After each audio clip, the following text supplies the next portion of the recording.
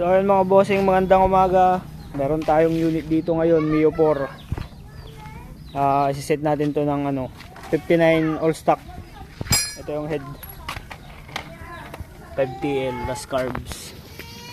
Sit yan ni Markworks. And babaklasin na. Yung pang iniintay mo, baklasin mo yan, Markworks.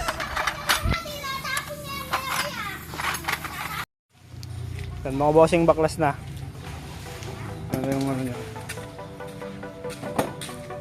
Chassis. So ayun, nabaklas na yung makina. Naiwalay na dun sa may chassis niya. Baklas na rin to. Baklasin na rin natin to.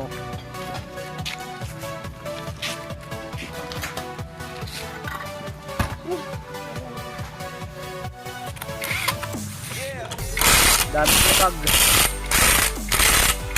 Madaming libag. I-pressure washer natin dito sa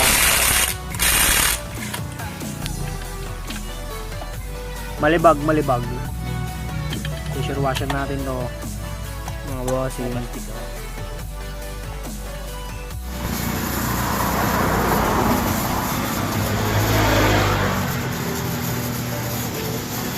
Para naman malinis, hindi malikabok.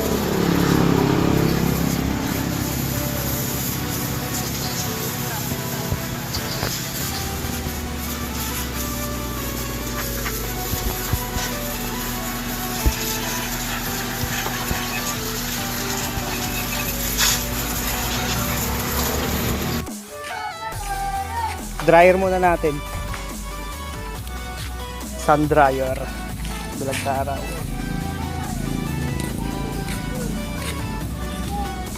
Baklas na. Black at head. Bili tayo ng pyesa. So bossing, tortang talong. Parang titinda lang ng barbecue ah. Maraming uling. Stock pistol. Stock black. Upgrade natin ng 59 all stock. Ay! Ehe! Pinakamahirap na ehe. Ito na mags na. Magis. Ito ng magis. Ay, naku. Ay. Silid na lang natin dito mga bossing.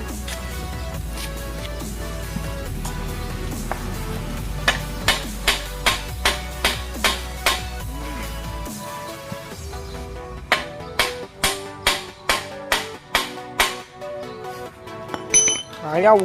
Pag tayo mag-bluetooth tayo ng makina. Uy. Hindi natin hanggang maluto. Mahirap tanggalin eh. Pag i-expand din natin yung niya, aluminum niya.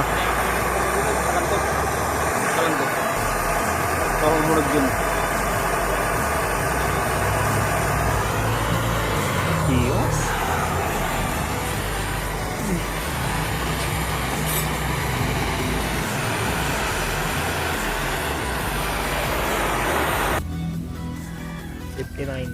Motaro high performance 7.0 cams valve spring. Ayan. Biyak na yung makina natin.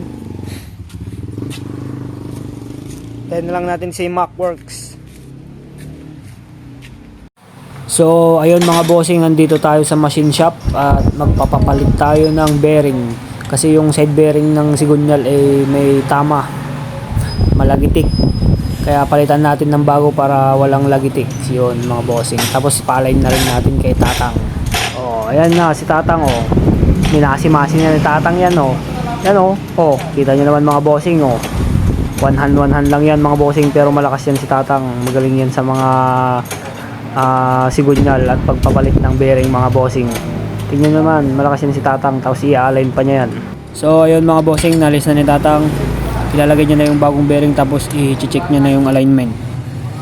So ito mga bossing, titignan ni Tatang yung yung alignment niya kung sakto ba or may gewang pa.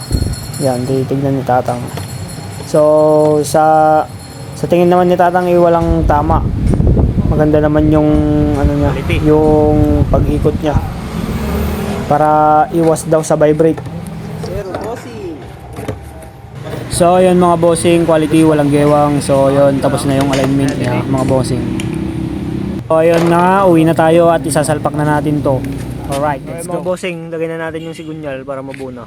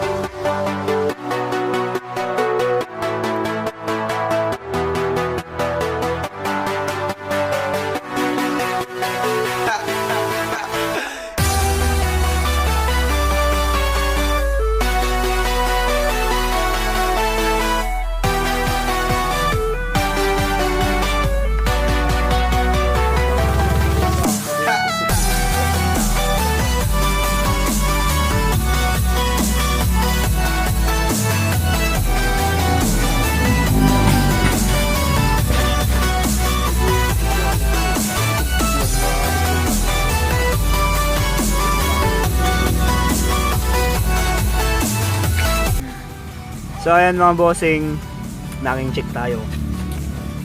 Ano? Lagyan mo lang yan ng Be Fresh. Malamig si bibig. Be Fresh lang katawan niya. Tignan natin kung tutukod ba yung bulb.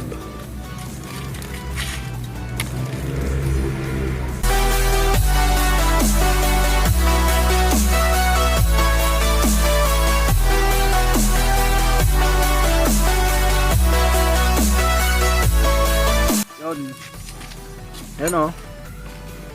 Meron konti na ano sa intake. Naka ano yan, naka May pick mo na bawasan pa yung black na ya. ATC. Kinay? Uy. Taro power pa eh. Taro bawas, taro medyo agdom sa una.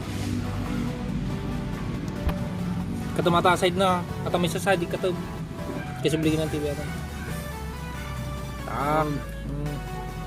Sige katumata tamis ata yung ginis. Oh. Tinamta ta side. Nonod? Badan. Manong may mata ka. Taman. Nalagatan niya. Ay nonod. Lubog Lubog ka ka natin natin ko. ko. Tiri may matan. Lubog ko yung piston. Tungawang po. Yun o. Nakapag-pogi. Walang naking plug and play. Tatsalap chichirit. Oh, may ano tayo, customer. Yeah. Ano na kami na to eh. Ayun mga bossing, natapos din. Nagabihan na kami dito sa MC ni bossing. So ayun, yan, nalagay na. Yan, nakalagay na yung makina. Tapos ito, mataas yung idol niya kasi hindi pa yan nakatono mga bossing. Tutono pa namin yan pagkatapos ng briefing niya mga bossing. Tapos iuwi muna ng customer natin. So ayun bossing, hanggang dito lang muna yung ating video. Abangan nyo ang ating pagtutono. So yun, let's go mga bossing.